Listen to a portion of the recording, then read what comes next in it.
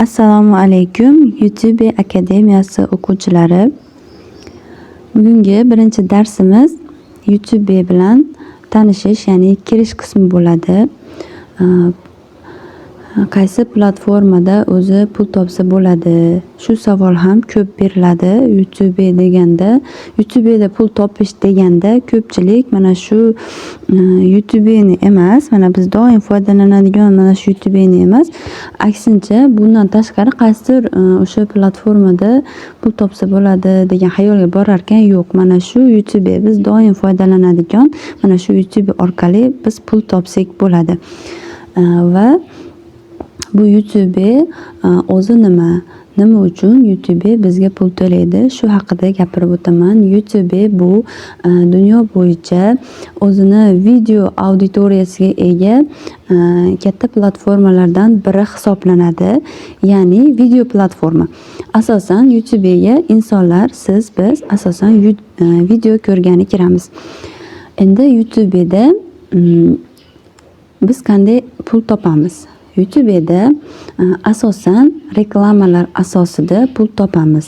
Ya'ni oddiy qilib tushuntirsam, YouTube o'zi hech qanday mahsulot ishlab chiqarmaydi va uni sotmaydi. Faqat reklama, kimnidir mahsulotini reklama qilib berish asosida pul topadi. Ya'ni kimnidir aytaylik, misol uchun sumka zavodi bor. Endi o'shani odamlarga ko'rsatish kerak, reklama qilish kerak. Hozir mana Instagramda yoki mana shu YouTube'ning o'zida ham qaysidir blogerlarni, o'sha oilaviy blog yuritadigan insonlarni profilida yoki videolarini ko'rsangiz, o'sha video orasida qaysidir mahsulotni reklama qilib o'tib ketadi. To'g'rimi? Ular o'zlari. Lekin bizda unday emas. YouTube'da siz o'sha video qo'yasiz, videolarni orasiga o'sha insonni mahsuloti orasida reklama bo'lib o'tib ketadi. Shunday, bu reklamalar o'tkazib yuborsa bo'ladigan reklamalar bo'ladi yoki o'tkazmasdan oxirigacha ko'rish kerak bo'lgan reklamalar bo'ladi. Shunga qarab farqli ravishda pul to'laydi. Endi YouTube'da biz video qo'ydik, kanal ochdik, video qo'ydik, bo'ldi, endi pul topsak bo'ladimi degan savol bor. Yo'q, unday emas. YouTube'ning o'zini qonun qoidasi bor. Mana shu joyda ko'rishingiz mumkin. Bu joyda mana 41 ta obunachi degan joy bor. Mana shu narsa ko'k to'lish kerak, ko'k bo'lib, ya'ni siz kanalingizda 1000 ta obunachini albatta yig'gan bo'lishingiz kerak monetizatsiyaga ulanish uchun. Mana shu 1000 ta obunachini yig'ish shart va sizga mana pastda ikkita yo'l beradi. Mana 40 ming soat tomosha vaqti va 10 million shorts tomoshasi. Siz shundan ikkalasidan birini tanlashingiz kerak. Ya'ni ikki xil yo'nalishda ketishingiz mumkin bo'ladi.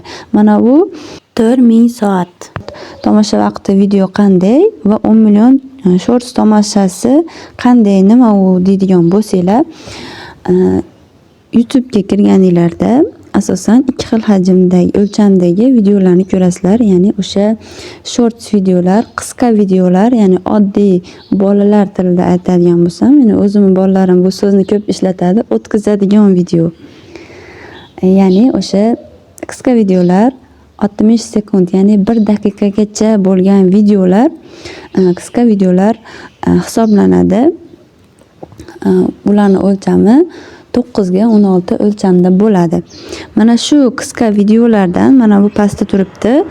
10 million shorts, yaroqli shorts tomoshasi deyapti. Mana shu 10 million yaroqli shorts tomoshasini 90 kun ichida, ya'ni 3 oyda yig'gan bo'lishingiz kerak. Eng oxirgi 3 oy ichida mana shu 10 millionta yaroqli shorts tomoshasini yig'gan bo'lishingiz shart.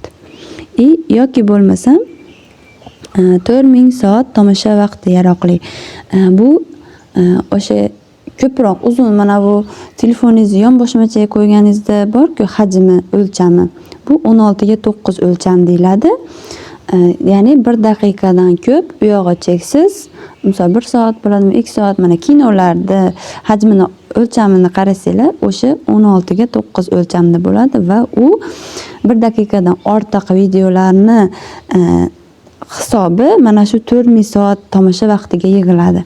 Siz xohlasangiz o'sha 1 daqiqadan katta videolar yaratib qo'ysangiz bo'ladi. Shuni orqasidan shu 4000 soat yaroqli tomosha vaqtini 1 yil davomida yig'sangiz bo'ladi yoki 3 oy davomida o'sha qisqa videolar yaratib, shundan so'ng mana shu yerda berilgan shartlarni to'ldirib, mana ko'k boshlanib kelyapti. Mana shu oxiriga yetganda to'ladi. Keyin ariza berish tugmachasi chiqadi. O'shanda sizning kanalingiz monetizatsiyadan o'sha qonun qoidalariga muvofiq ko'rib chiqishadi. Ko'rib chiqqanda o'tsa, keyin inshaalloh undan keyin siz kanalingizdagi qo'yilgan videolardan pul topsangiz bo'ladi, ishlasangiz bo'ladi. Unda ham o'sha mana shu 10 million ko'rishni yig'dingiz. Misol uchun, endi monetizatsiyaga ulandingiz, sizga mana shu monetizatsiyadan oldingi ko'rishlar uchun pul to'lanmaydi, u bo'ldi. Monetizatsiyaga o'tish uchun hisoblanib bo'ldi. U o'tgandan keyingi videolar uchun siz pul olasiz. Shunday savollar ham bo'ladi. Menga kelgan savollardan javoblar tuzishga harakat qildim. YouTube'ga har qanday videolarni joylasa bo'ladimi? Yo'q. YouTube'ga har qanday videoni joylab bo'lmaydi. Aytganimdek, YouTube sizning videolaringizni ham himoya qiladi, shuningdek boshqa insonlarning videolarini ham himoya qiladi. Ya'ni YouTube'ga to'g'ridan-to'g'ri kinolarni, musiqalarni to'g'ridan-to'g'ri yoki o'sha kimnidir Vine'li videolarini, har qanday Instagram, TikTokdan to'g'ridan-to'g'ri ko'chirilgan videolarni qo'yib bo'lmaydi. Katta ehtimol bilan kinolarga avtorskiy prava tushadi. Avtorskiy pravani 3 ta olganingizdan keyin kanalingizni bloklab qo'yadi. Musiqalarda ham shunday to'g'ridan-to'g'ri qo'yib bo'lmaydi. O'zini muallifi huquqi yo'q bo'lgan musiqalardan olishga to'g'ri keladi.